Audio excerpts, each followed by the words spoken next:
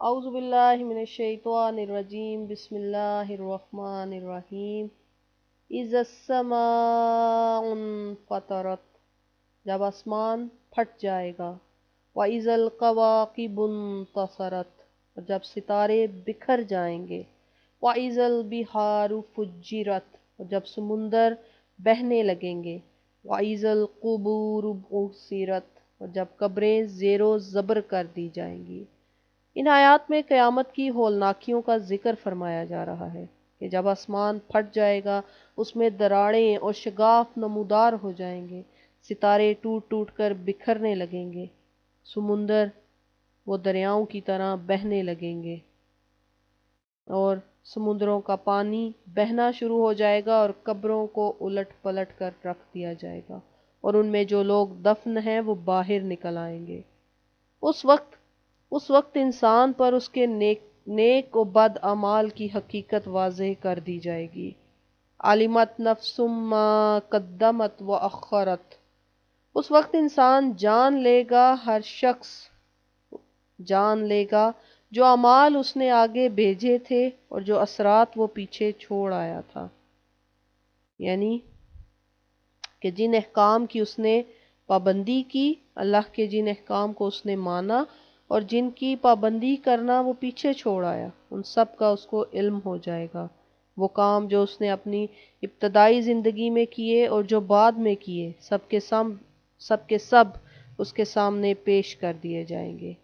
یا ایہا الانسان ما غرک بربک الکریم، اے انسان، کس چیز نے تجھے دھوکے میں رکھا اپنے رب کریم کے بارے میں۔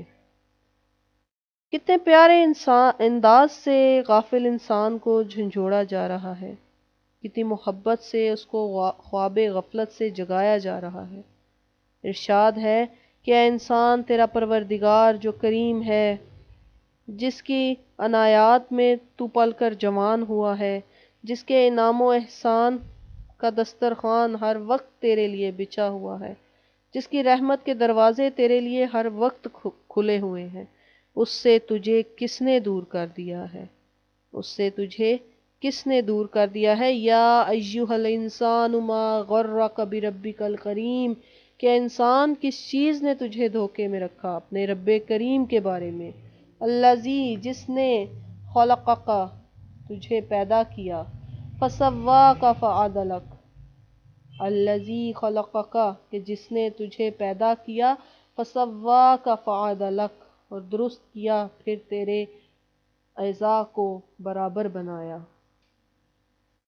اس کریم نے تجھ پر کئی نوازشات فرمائی ہیں، اگر وہ تجھے پیدا ہی نہ کرتا، یا تیری ساخت کو بگاڑ دیتا، یا تیرے عناصر ترکیبی میں اعتدال نہ رکھتا، تو اس کا کیا بگاڑ سکتا تھا؟ اس نے تجھے پیدا کیا، تجھے مکمل اعضاء بخشے اور ان اعضاء میں پوری پوری مناسبت کا لحاظ رکھا، پھر تیری جسمانی، ذہنی اور نفسیاتی ساخت کو بڑے اعتدال سے تکمیل تک پہنچایا، اور ایک انسان تو ہے کہ اس کی طرف سے غافل ہے، اس کے ذکر سے، اس کے شکر سے تو غافل ہے، اور تجھے تو فرصت ہی نہیں ملتی کہ تو اس کی فرما برداری کرے، تو اس کا ذکر کرے، تو اس کا شکر کرے۔ فی ای صورت ما شاء رکبک، جس شکل میں چاہا تجھے ترکیب دے دیا۔ کلا بل تکذبون بالدین، یہ سچ ہے کہ تم جھٹلاتے ہو روز جزا کو۔ اب بات یہی ہے کہ انسان کو روز جزا پر یقین نہیں ہے۔ اللہ تبارک و تعالیٰ فرماتا ہے کہ اگر تجھے یقین ہوتا کہ ایک دن آنے والا ہے جب تو اپنے خالق کریم کے روبرو پیش کیا جائے گا اور تجھ سے تیرے اعمال کا پوچھا جائے گا، تو سرکشی کی یہ روش اختیار نہ کرتا۔ تو انسان کو اگر اس چیز کا خوف ہوتا کہ رب کریم کی بارگاہ میں اسے پیش کیا جائے گا اور اس سے سوالات پوچھے جائیں گے، تو وہ اتنی غفلت اور بے پرواہی کی کیفیت میں نہ ہوتا۔ ذمہ داری کا اسے احساس ہوتا، جواب دہی کا اسے خوف ہوتا۔ ہر کام کرنے سے پہلے انسان یہ سوچتا اور بار بار سوچتا کہ کیا ایسا کرنے سے بروز حشر اسے اپنے پروردگار کے سامنے شرمندگی تو نہیں ہوگی؟ وَإِنَّ عَلَيْكُمْ لَحَافِظِينَ، حالانکہ تم پر نگران فرشتے مقرر ہیں۔ تمہارے انکار سے قیامت کا تمام منظر ختم نہیں ہو جائے گا۔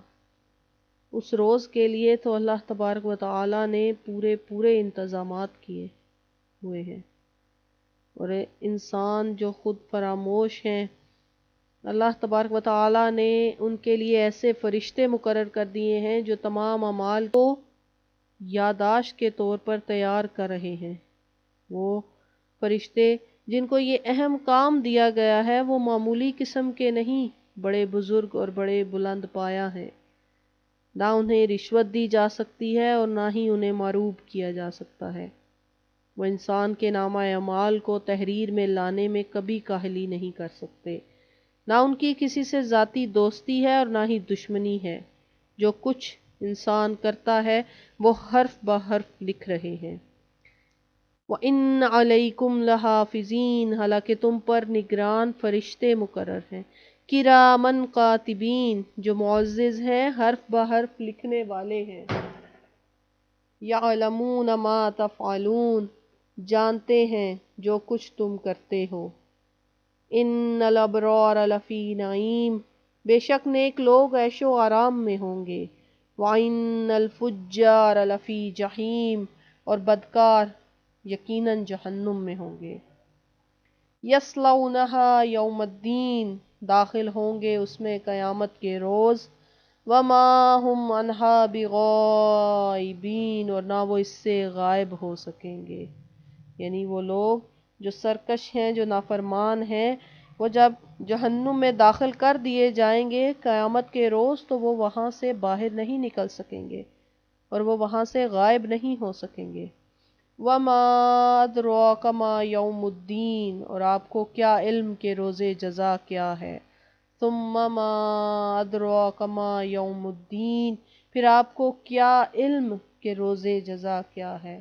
یوم لا تملک نفس لنفس شیئا، یہ وہ دن ہوگا جس روز کسی کے لیے کچھ کرنا کسی کے بس میں نہ ہوگا۔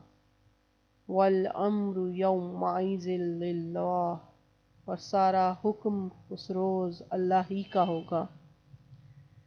قیامت کا دن کوئی معمولی دن نہیں ہوگا۔ اس دن سارے جھوٹے بادشاہوں کی بادشاہیاں ختم ہو جائیں گی۔ کوئی فرعون، کوئی نمرود سر اٹھانے کی جرات نہیں کر سکے گا۔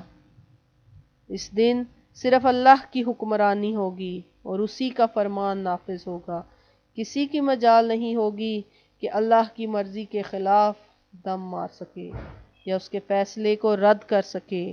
اس کے اذن کے بغیر کوئی کسی کو فائدہ نہیں پہنچا سکے گا اور نہ ہی کسی کے پاس یہ اختیار ہوگا۔